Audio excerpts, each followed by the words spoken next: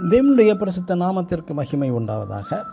இன்று நாம் தியானத்துக்கு எடுத்துக்கொள்ள இருக்கிறதான வேத வசனம் ஏசாயா எழுதின தீர்க்க தரிசன புஸ்தகத்தில் 28ஆம் அதிகாரம் 16ஆம் வசனம். விசுவாசிக்கிறவன் பதறான். ஆமேன்.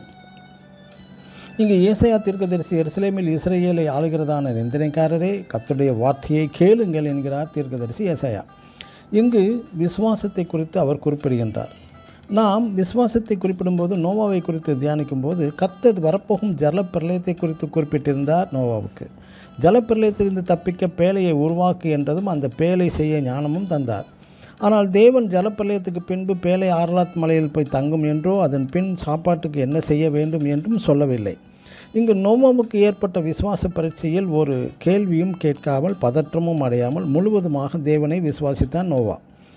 ஜலப்பிரளயத்துக்கு பின்பு என்ன நடக்கும், சாப்பாட்டுக்கு என்ன செய்வது, புதிய உலகம், புதிய மனிதர்கள் இல்லை, பழைய வீடுகள் யாவுமே அழிந்துவிட்டது, அடுத்து என்ன செய்ய போகிறோம் என்ற ஒரு கவலையே இல்லாமல் நான் விசுவாசிக்கிறவர் இன்னார் என்று அறிவேன் என்று மிக தைரியமாய் இருந்த ஒரு விசுவாச வீரன்தான் நோவா. நாம் மற்றும் யோபும் தனது உடல் சுகத்திற்காகவும் விடுதலைக்காகவும் காத்திருந்தான். அடுத்து எனது குடும்பம், பிள்ளைகள், சொத்து, சுகம் அனைத்துமே இழந்த யோபுவின் அறிக்கை என்ன?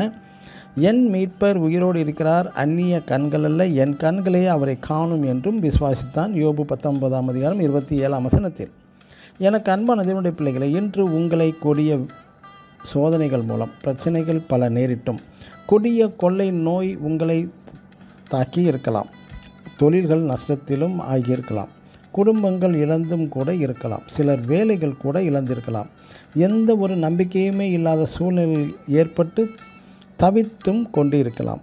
தேவன் தன் நோவாவின் பேழையை மிக உயரமான ஆரராத் மலையில் இறக்கச் செய்தார்.